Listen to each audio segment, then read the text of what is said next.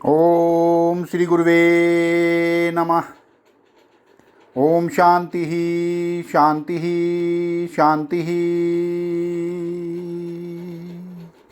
प्रणाम भगवान। भगवान अभी एक सत्संग योग वासिष्ठ महारामायण से और सर्ग नंबर 17 से 20।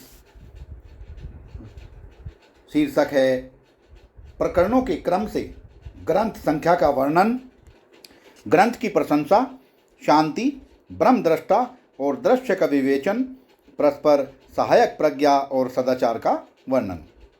श्री वशिष्ठ जी कहते हैं, रघुनंदन, जिसका हृदय पूर्वोक्त प्रकार के विवेक से युक्त है वही इस जगत में महान है और वही ज्ञान उपदेश सुनने का योग्य अधिकारी है।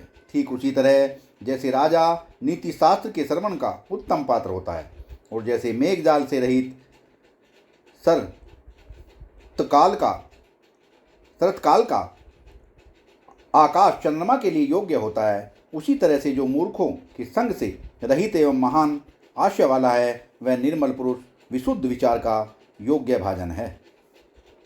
श्री राम, तुम इस समग्र गुण लक्ष्मी के से संपन्न हो, अतः मैं आगे जिसका वर्णन करूँगा उस मन के मोहों को हरने वाले वाक्य को सुनो, जिसका वर्णन पुण्य रूपी कल्प वृक्ष फलों के भार से अत्यंत झुका हुआ खड़ा है। वही पुरुष मुक्ति प्राप्ति के लिए निमित्त इसे श्रवण करने के लिए उद्योग करता है। अतः उपर्युक्त गुण संपन्न पुरुष ही कल्याण प्राप्ति के लिए पवित्र, उदार तथा प्राय को ज्ञान प्रदान करने वाले वचनों के सुनने का अधिकारी होता है।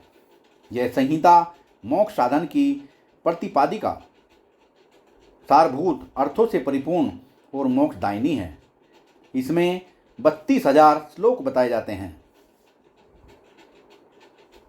जैसे गाढ़ निद्रा के वशीभूत हुए पुरुष के सामने दीपक जला दिया जाने पर यद्यपि उसे प्रकाश की कामना नहीं रहती तो भी प्रकाश होता है, उसी प्रकार इस संहिता के परिशीलन से इच्छा न रहने पर भी निर्माण की प्राप्ति हो जाती है। यह संहिता स्वयं सम्यक प्रकरण से परिशीलन करके जानी गई हो अथवा अन्य द्वारा वर्णन किए जाते समय सुनी गई हो तो भी पाप ताप की शांति द्वारा सुख की हेतुभूता देव नदी गंगा के समान यह अज्ञान के उपशम द्वारा तुरंत सुख प्रदान करती है। जैसे रस्सी का पूर्ण ज्ञान हो जाने से उसमें उत्पन्न हुई सर्प भ्रांति विनिष्ट हो जाती है, उसी तरह इस संहिता के सम्यक परिचालन से संसार सुख दुख शांत हो जाता है। इस संहिता में पृथक पृथक रचे गए 6 प्रकरण हैं जो युक्ति युक्त अर्थ वाले वाक्यों से युक्त और सार सार दृष्टांतों से भरी हुई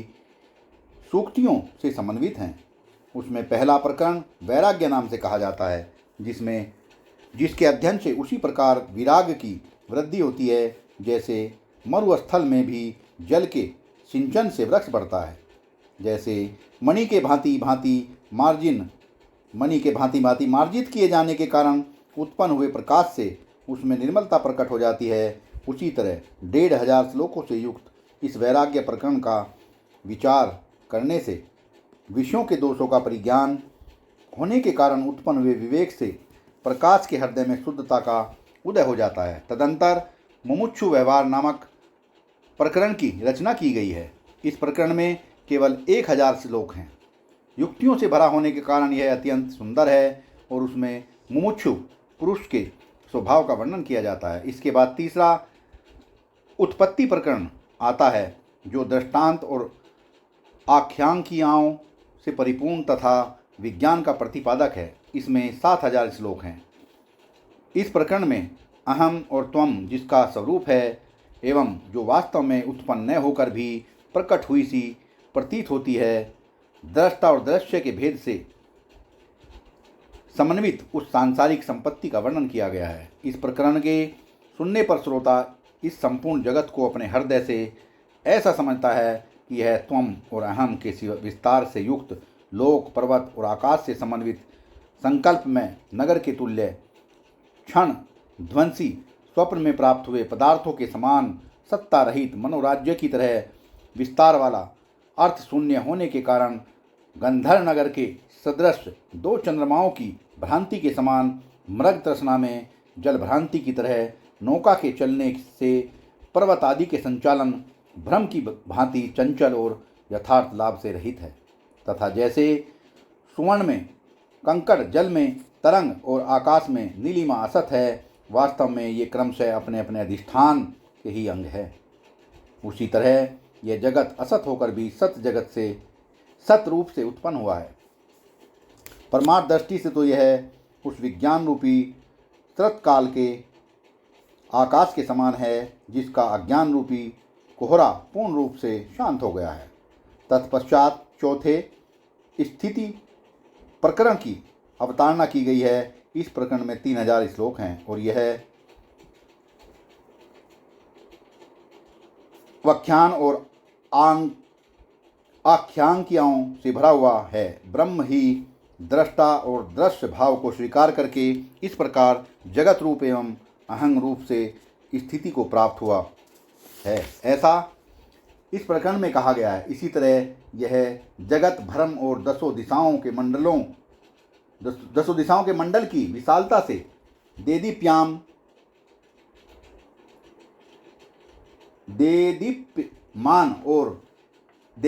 है और चिरकाल से वृद्धि को प्राप्त होता आया है। यह विषय भी उस प्रकरण में समझाया गया है। तदुपरांत 5वां उपशांति प्रकरण कहा गया है, जिसमें 5000 श्लोक हैं। यह परम पावन तथा विविध युक्तियों से युक्त होने के कारण अत्यंत सुंदर है। इस प्रकरण में यह जगत है, यह मैं हूँ, यह तुम हो और यह वह है, यूँ उत्पन्न हुई भ्रांति किस प्रकार पूर्ण रूप से शांत होती है, यह विषय बहुत से श्लोकों द्वारा बतलाया गया है। उपसम प्रकरण का श्रवण करने से यह संसार प्रायः शांत हो जाता है, क्योंकि जिसका भ्रांत स्वरूप सम्यक प्रकरण से शांत हो गया है, ऐसी संस्तिका का शतांश मात्र अवशिष्ट रह जाता है। तदंतर निर्माण नामक छठे प्रकरण का वर्णन किया गया है। उसमें शेष 14,500 श्लोक हैं। यह प्रकरण ज्ञान रूपी महान पुरुषार्थ का देने वाला है।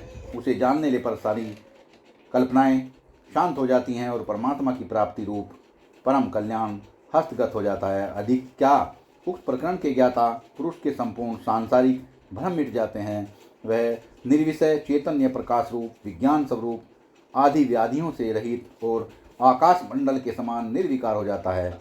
उसकी सभी जगत यात्राएं शांत हो जाती हैं और वह कृत होने के कारण स्वस्थ हो जाता है। वह प्रकृति एवं प्रकृति के कार्यभूत संपूर्ण विषयों में कर्ता के अभिमान और ग्रहण त्याग की दृष्टि से रहित हो जाता है। इसलिए वह देहधारी होते हुए विदेसा एवं संसारी होने पर भी असंसारी सा प्रतीत होता है। उसका अहंकार रूप पिशाच नष्ट हो जाता है और वह देहयुक्त होते हुए भी शरीर रहित सा रहता है। चैतन्य घन परमात्मा अपने अंदर कल्पित आकाश में प्रत्येक परमाणु में सहस्रों लोकों की रचना करके उन्हें धारण करता है और स्वयं उन्हें देखता है। सत्संग को विराम देते हैं भगवान, आगे का सत्संग कर लेंगे। प्रणाम भगवान।